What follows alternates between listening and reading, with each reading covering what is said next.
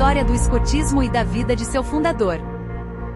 Seria impossível falar da história do escotismo sem conhecer a história de seu fundador, Robert Stephenson Smith Baden-Powell, ou simplesmente BP, nasceu em Londres, Inglaterra, em 22 de fevereiro de 1857.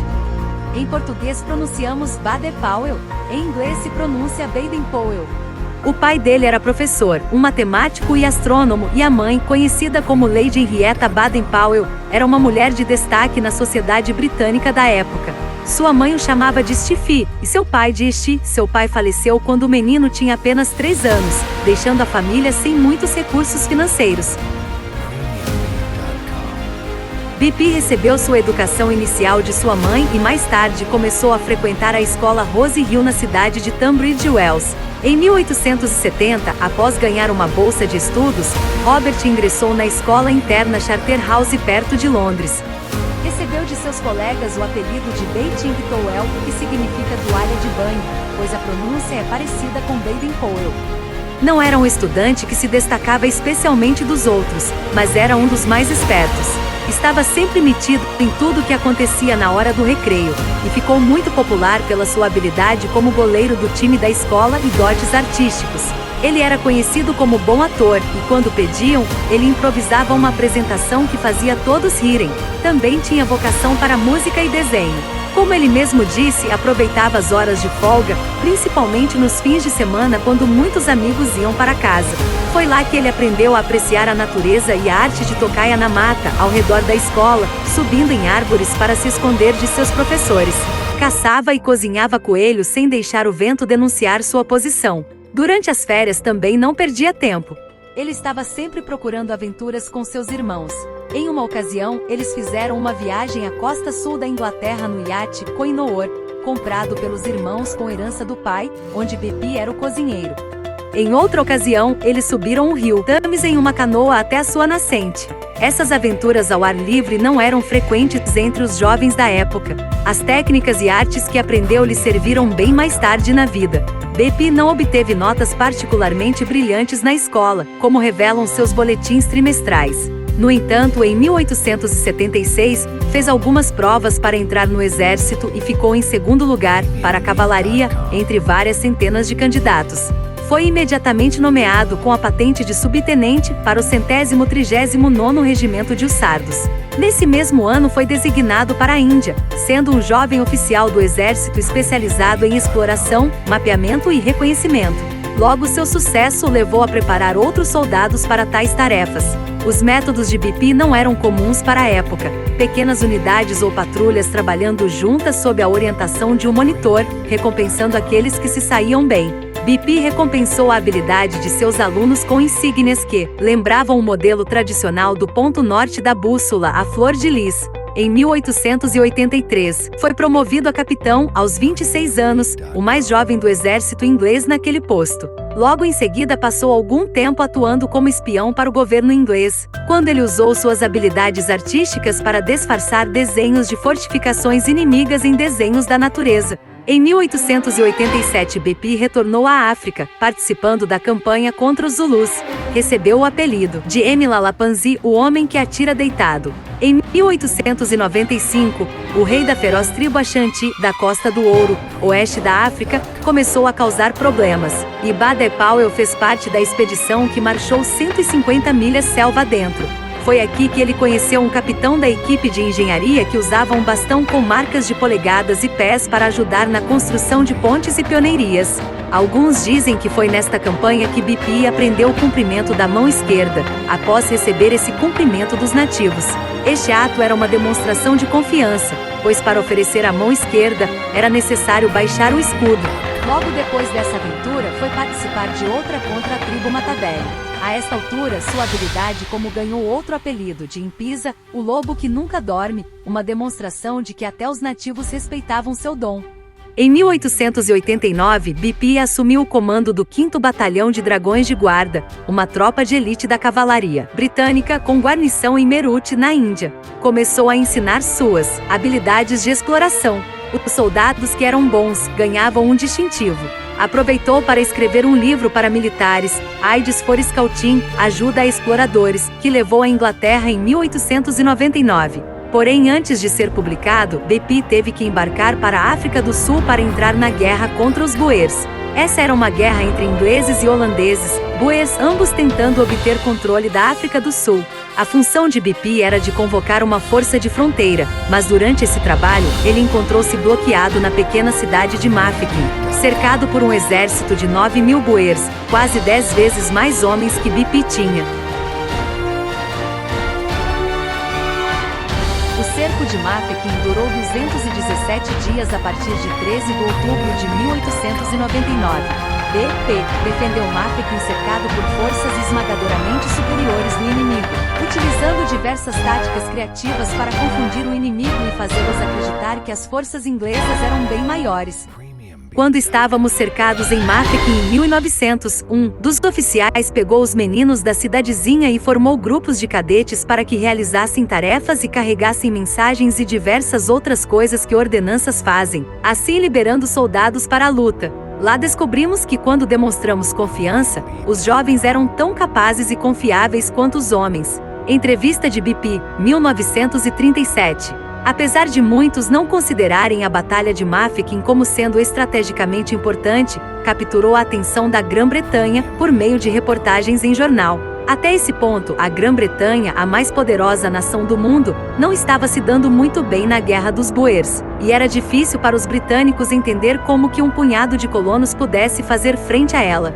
Quando finalmente chegou a notícia, Mafeking foi liberada, o país ficou louco de alegria. Instantaneamente BP virou um herói, especialmente entre os jovens ingleses, e foi promovido ao posto de major-general. BP recebeu muitas cartas de crianças e adolescentes solicitando ajuda, perguntando sobre o sucesso dos grupos de cadetes mensageiros em Mafeking. Quando retornou à Inglaterra, descobriu que seu livro Aides for Scouting tinha ficado muito popular, apesar de ser feito para militares, e que as pessoas, e até escolas, estavam tentando praticar suas dicas e fazendo jogos de Scouting. Foi nesta hora que BP começou a ter algumas ideias de como isso poderia ser usado de uma forma positiva. Naquela época existia muita pobreza, especialmente em Londres. Os jovens tinham pouco que fazer, muitos nem iam à escola. Não existia televisão, rádio e internet. Na falta do que fazer, muitos jovens se agrupavam em gangues para fazer bagunça. A bravura e desenvoltura demonstradas pelos meninos dos que ele chamou de cadetes de Mafeking deixaram uma profunda impressão nele. Em troca, suas façanhas chegaram à Inglaterra e Baden-Powell é promovido ao posto de major-general e feito herói do Império. Voltando para a Inglaterra em 1903, ele havia se tornado um herói nacional, mas ficou surpreso ao descobrir ele percebeu que seu manual militar, Aides for Scouting, Ajuda a Exploradores, que o livro que escreveu em Meerut, estava sendo utilizado por professores e jovens de todo o país para estimular a observação e as habilidades, como guia para atividades ao ar livre e jogos educativos. Baden-Powell ficou impressionado ao descobrir que seu livro era popular entre os jovens e estava sendo aplicado em contextos educacionais. Os líderes das brigadas católicas o usaram como meio e instrumento educacional para seus jovens. Baden-Powell se encontra com o chefe nacional das brigadas católicas, Sir William Smith, e o faz ver que seu livro não foi escrito para ser um sistema educacional para meninos, ao que o chefe das brigadas respondeu: "Bem, aceite isso realmente assim." Como resultado dessa entrevista, e por sugestão do próprio Sir William Smith, ele planeja escrever um livro para ensinar os meninos a serem fortes, a se defenderem sozinhos, a estarem prontos para servir aos outros e assim, forjar uma identidade responsável de bons cidadãos. Em 1905 ele começou a trabalhar. Após repetidas entrevistas com educadores e trocas de impressões com líderes de organizações juvenis, em 1907, entre 1º e 9 de agosto, organizou o primeiro acampamento experimental de escoteiros na ilha de Brownsea, com 20 meninos de todas as classes sociais, divididos em 4 patrulhas: maçaricos, corvos, lobos e touros. O sucesso foi tão estrondoso que no ano seguinte ele publicou Scouting for Boys, Escotismo para Rapazes, em 6 fascículos quinzenais, a 4 pence o exemplar. As vendas do livro foram muito importantes e no final desse mesmo ano já havia sido traduzido para 5 idiomas.